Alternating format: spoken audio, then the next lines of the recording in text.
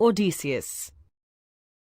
The crew of lonely men scanned the horizon for many days in search of their native land.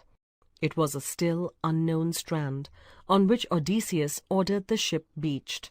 "Light the fires," he said to his men, "and rest here. I shall see what lies beyond that crag."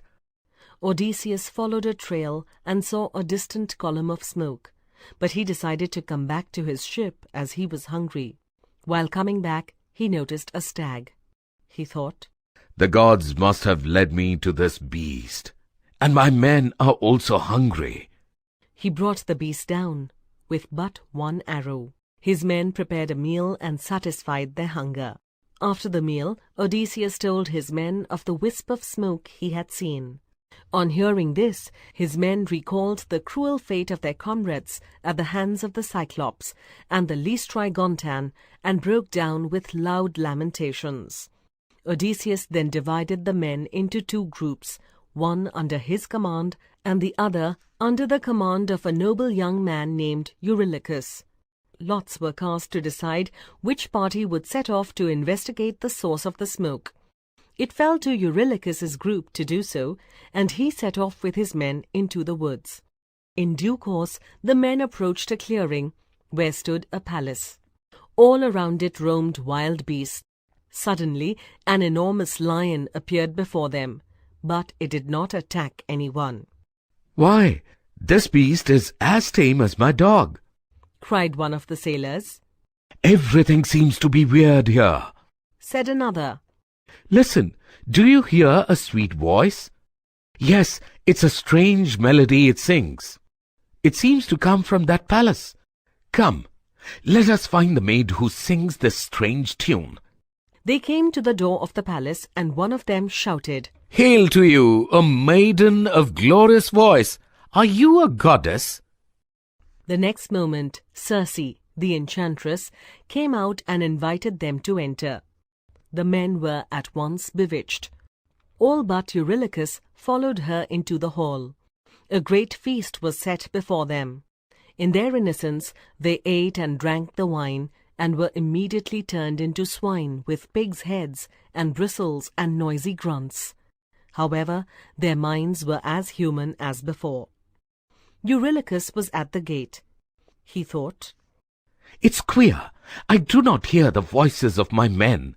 I can only hear the grunts of swine. What can have happened?" A swineherd approached, and Eurylochus asked him, "Good man, have you seen some Greek soldiers in your mistress's palace?" The goatherd shook his head sadly and replied, "They have met the same fate as all those who have been lured by Circe. They too have been turned into swine."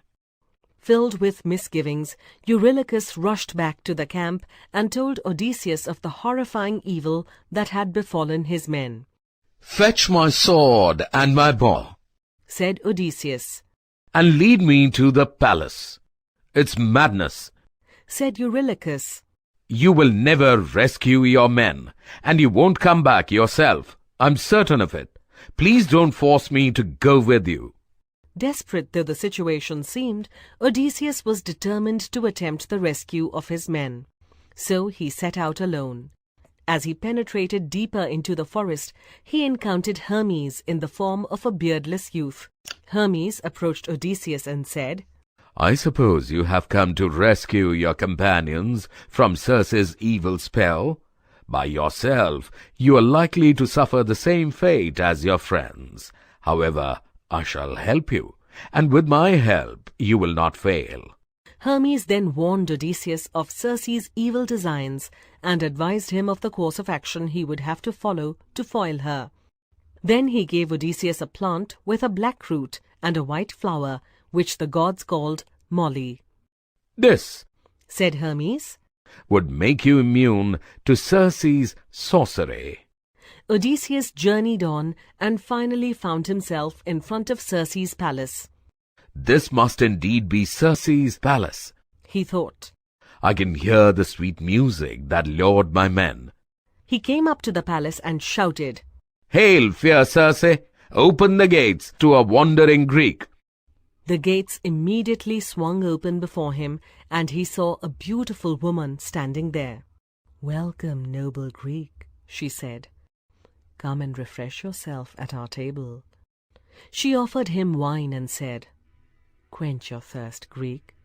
Whither art thou bound?" As Circe passed the cup, she dropped something into the drink. Unnoticed by Circe, Odysseus dropped his charm into the cup. "I seek my companions, whom fate has visited with sadness," said Odysseus as he drank the wine.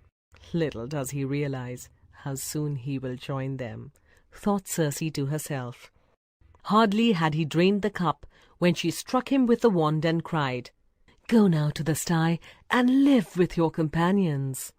"Not so fast, evil muse," cried Odysseus, and following Hermes' instructions, he drew his sword in a flash and rushed at Circe to kill her. "Have pity, fair Greek," she cried. "I am a weak maiden." Odysseus, remembering that Circe alone could break the spell which had turned his men into swine, stayed his hand. "You would harm me as you did my men," said Odysseus. "But my magic did not harm you," she said.